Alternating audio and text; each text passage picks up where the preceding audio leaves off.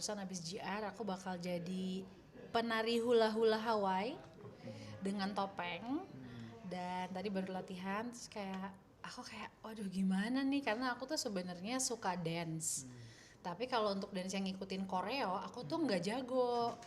Kalau improv baru aman gitu. Jadi kayak ya kita lihat nanti gimana. Itu udah mau masuk ya deh. Kayak asistenku takutnya boleh tahu didorong. Dia nggak tahu masuknya deh. Oh bukan.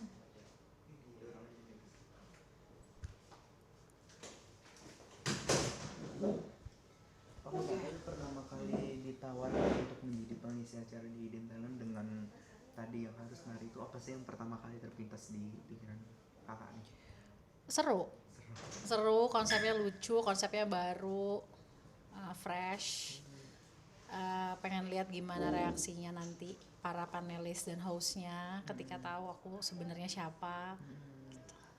Oke, tapi kak, untuk nari ini emang pilihan kakak atau request dari kreatif atau seperti apa? Dari kreatifnya Hidden Talent.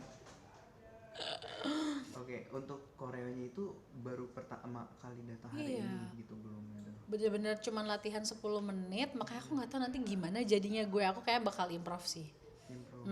Kayak udah di brief koreanya persis seperti apa, tapi kayak untuk ngikutin persis sama kayaknya aku nggak akan bisa. Seperti aku bilang tadi, aku tuh nggak, kalau ngikutin Korea agak-agak lemah. Jadi kalau yang improv baru aku bisa all out gitu. Oke. Menerapkan hidup sehat nih seperti di Instagram yang sering di-share itu mulai kapan sih kak? Mungkin bisa diceritain. Udah dari setahun lalu sih, karena aku tuh dalam setahun jadi total udah turun 15 kilogram. Tadinya tuh berat badanku 76 kilogram. Itu untuk series yang aku syuting beberapa tahun lalu, 1 tahunan 2 tahunan gitu. Karena mereka memang request aku untuk jadi lebih gemuk tapi real gitu, mereka nggak mau pakai fat suit, jadi aku harus naikin berat badan 15 kilo. Lalu aku terima offer series lagi yang setelah itu, dimana aku harus menurunkan lagi 15 kilogram. Dan jadinya aku dalam journey hidup sehat lah ya. Dalam journey hidup sehat, kenapa? Karena aku nggak pengen cuman hidup sehat, rajin olahraga, badminton, makan sehat, itu cuman sampai series yang sekarang nih mau mulai, terus abis itu udah kelar, bablas gitu, maksudnya cuek aja. Aku nggak mau gitu, aku maunya long lasting dan seterusnya bisa menjalankan gaya hidup sehat. Nah mungkin perjalanan up and down sendiri gimana kak? Ada kesulitan nggak sih? Bener-bener. Aduh iya lagi banyak banget karena ngelawan kayak kan tadi kita udah punya habit makan banyak gitu kan pas aku naik 15 kilo itu.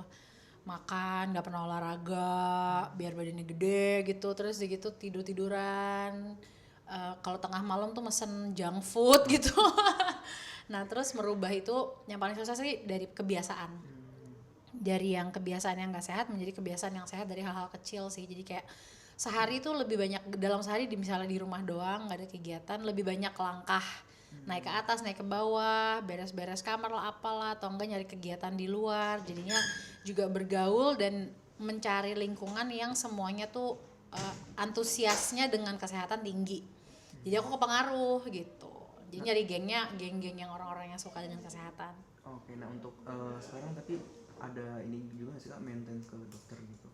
Ke dokter nutrisionis ada untuk nanya menu makanan, tapi nggak terlalu ya. Aku lebih ke ada badminton sama coachnya.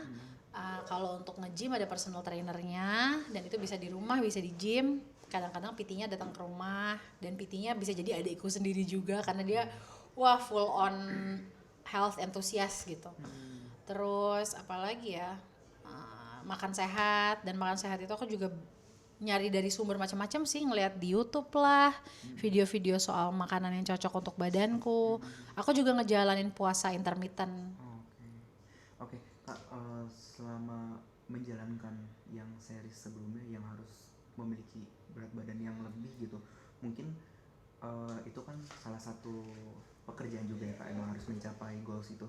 Tapi dari yang kakak rasain sendiri gimana sih dengan mempunyai berat badan yang berlebih? Aku aslinya sih cuek ya. Aku aslinya tuh sebagai cewek nggak merasa Caca nih ya. Caca nih orangnya tuh aku tetap bisa nyaman nggak dipengaruhi oleh bentuk tubuhku, mukaku ada keriput-keriput yang baru muncul atau apa. Misalnya kan aku udah umur 34 lah ya, beda sama pas umur 12 gitu kan, sama pas ABG beda gitu. Jadi aku tipe yang sebenarnya apa adanya, aku nyaman-nyaman aja.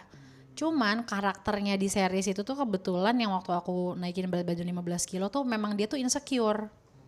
Dia tuh insecure banget karena diledekin mulu, dibully mulu sama keluarga, sama teman. Jadinya yang kebawa di aku adalah karakter itu terlalu dalam aku resapin, dan jadinya aku ikutan minder gitu. Kayak kadang-kadang sampai aku nggak suka ngaca. Aku nggak suka ngeliat diriku di kaca, tapi aku sadar kok perasaan sebelum series ini gue juga udah lumayan gemuk, tapi gue nyaman dengan diri gue gitu. Gue pede, tetap pede gitu. Kok sekarang gue nggak ada pede sama sekali, ya ampun, ternyata karena terlalu dalam karakter itu gitu. Gila, sampai segitu ya aku nggak nyangka sih. Oke. Kak, terus juga nih terkait soal anak nih yang sudah beranjak remaja, seperti apa sih mungkin kedekatan kakak sama anak nih? Nah, alhamdulillah sih sejauh ini semakin seru, semakin asik. Terus juga udah beda lah ya, kayak kalau waktu dia 5 tahun sama sekarang udah 11 tahun mau 12, itu hubungannya lebih bisa diskusiin, topik diskusinya udah berbeda gitu. Terus juga dia, yang aku senang tuh dia tuh cerita apa aja sama aku, open soal apapun sama aku. Dan aku, yang paling penting buat aku adalah ikatan batin sih ya, maksudnya bonding antara ibu dengan anak tuh jangan sampai hilang. Entah dengan kesibukan aku, entah dengan apapun itu alasannya, aku pengen Sienna tuh tetap merasa go to personnya dia tuh aku gitu, sampai kapanpun gitu. Walaupun nanti ada fase-fase di mana dia tentunya udah lebih, ya namanya ABG kan, ya gue maunya sama temen gue dan aku nggak apa-apa dengan itu gitu. Cuman aku pasti pengen dia ngerasa, oh gue tuh sama nyokap tuh dia tuh safe place gue gitu. Aku pengen Sienna merasa gitu. Terus mungkin ada obrolan-obrolan yang lain gak sih, kayak misalnya kan kalau perempuan kan sering kayak mix and match Baju. ya style gitu, atau ngobrolin skincare atau apa gitu, ada gak sih mungkin? Lucu banget. Jadi aku kan sering banget nih kalau lagi siap-siap mau pergi, aku tuh nanya ke Sienna, Sian, ibu bagusan pakai jaket ini apa pakai warna biru apa pakai warna pink? Lipstiknya bagus nggak, Sian? Nen, ibu bajunya mau warna ini, sepatunya ini matching apa enggak gitu-gitu. Dan aku bisa kayak sampai 5 6 kali nanya ke dia kayak, is this, do I look okay? Nah, beberapa hari lalu dia tuh ngirimin ke aku kayak reels di Instagram yang menunjukkan inilah perasaan aku setiap kali ibu nanyain, do I look okay? Nah, di reels itu nanti mungkin aku bisa tunjukin linknya, nggak tahu bisa kali ya. Pokoknya di reels itu menunjukkan bahwa you look so beautiful, you look like sunshine.